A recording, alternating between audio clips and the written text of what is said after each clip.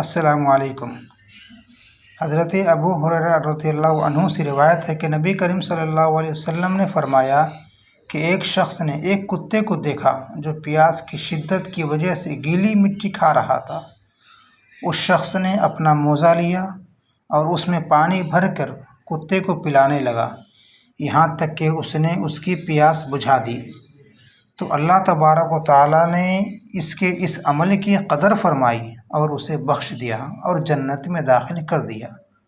ایک دوسری روایت میں حضرت عبداللہ بن عمر رضی اللہ عنہ فرماتے ہیں کہ رسول اکرم صلی اللہ علیہ وسلم کے زمانے میں کتے مسجد میں آتے جاتے تھے اور صحابہ کرام رضی اللہ عنہم اجمعین ان کے گزرنے کی وجہ سے وہاں پانی نہیں چھڑکتے تھے۔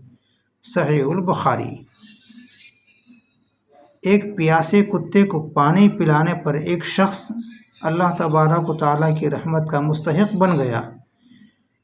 جانوروں پر رحم کرنا اور ان کی ضرورت پوری کرنا نیکی کا کام ہے۔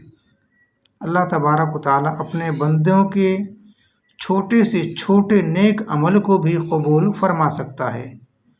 کسی جانور کے ساتھ بھلائی کرنا بھی اجر اور ثواب کا سبب بن سکتا ہے۔ لہٰذا اسلام ہمیں مخلوق خدا کے ساتھ رحم، شفقت اور اچھا سلوک کرنے کی تعلیم بھی دیتا ہے۔